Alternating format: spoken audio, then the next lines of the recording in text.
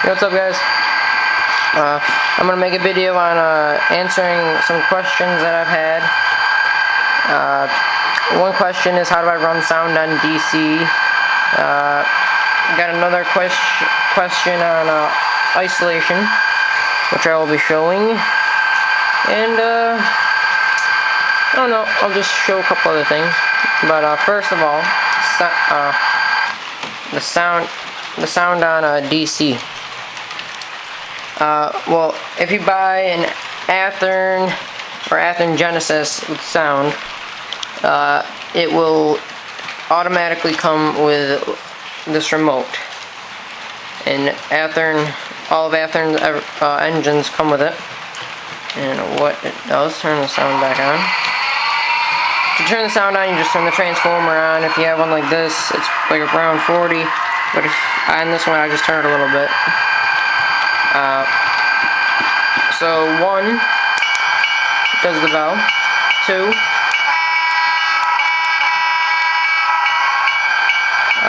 6 turns the headlight on and off.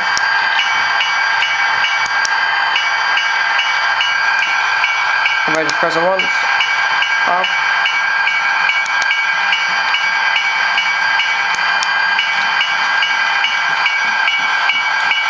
3 does coupling, so if you're backing up and about to couple up to some cars, does that. 4 does brake release.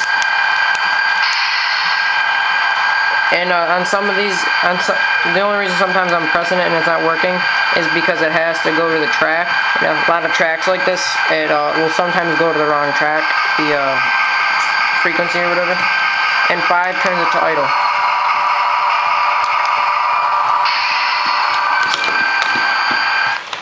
So that's how you do that. But if you buy a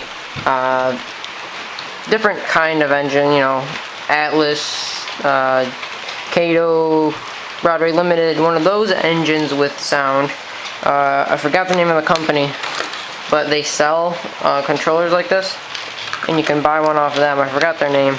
I think I'm going to do that with this. It's a Spectrum. I'm going to add sound to it. And isolation. With isolating,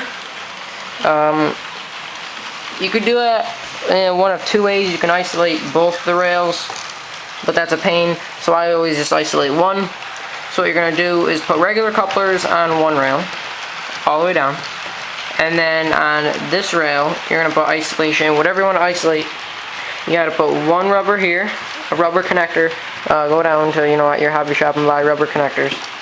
Put one there, and then however far you want to isolate it, like if I just wanted to isolate from here to there, then I'd cut this, put one there. But I put it all the way down here to the switch, so all this is isolated. You can use momentary switches, or you can use any other switch, but I just use light switches. But if you use light switches, you have to only do one because there's only 2 screws. In one screw, you have to run a wire from your transformer. And this is the part where it gets tricky, because you have to, there's 2 screws on your transformer that you run the track from, and you have to find out what screw runs to that track.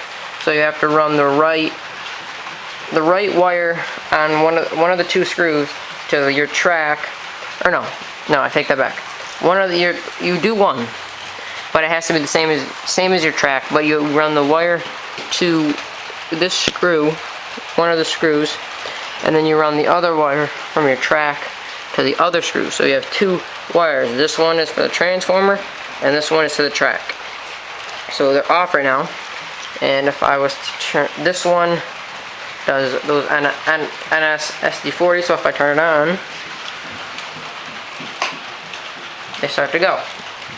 If I turn this one on, these engines start to move. So that's how you do that. If you have any questions, put it down in the comments. I'm gonna be isolating this track, same as I did those NS's. Isolate the same track. Oh, just had a derailment. This this hopper came off. Put that back on.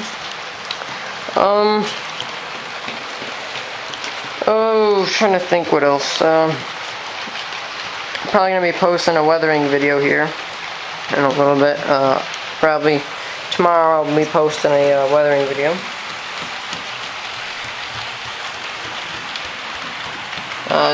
These rocks, for scenery, you could just go get any regular, just small rocks, and just super glue them all together and stack them, and then get some grass, and then just sprinkle them like spots. It gives it a real nice effect.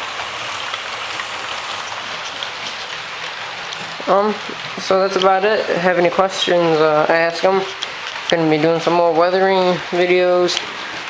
Might do a weathering video of an engine, might do this engine. So, peace out.